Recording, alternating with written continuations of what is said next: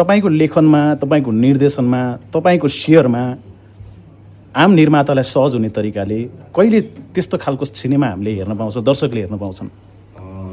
अब यस्तो छ, पछि सेयरको हिसाबले चाहिँ मैले धेरै सिनेमा गरेको छु, सहज निर्मातालाई पनि सहज अथवा हामी टिमलाई नै सहज हुने सेयरको हिसाबले चाहिँ धेरै सिनेमा गरेको छु। भले त्यसमा चाहिँ हामीले भयङ्कर प्रचार गरिएन होला, त्यो फरक कुरा हो, त्यो व्यावसायिक बाटो हो, त्यसलाई त्यसरी प्रचार गरिराख्न आवश्यक छैन पनि होला। अर्को लेखन र निर्देशनको बाटोमा चाहिँ इन्ट्रेस्टको विषय हो मेरो, तर त्यत्रो आँट छैन ममा अहिले होइन। अहिलेलाई अभिनय अथवा मैले जे काम गरिरहेको छु त्यसलाई बुझ्ने, आफूलाई बुझ्ने कोसिस गरिरहेको छु।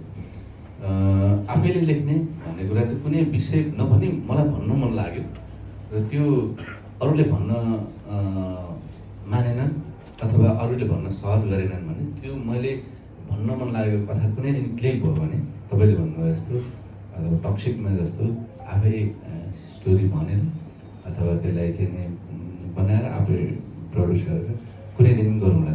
तर अहिले मैले जुन हेरिरहेको छु, सोचिरहेको छु, मलाई भन्न मन लागेको कथाहरू चाहिँ प्राय मेरा डिरेक्टरहरूले भनिरहनु भएको छ, त्यसमै म खुसी छु अहिले।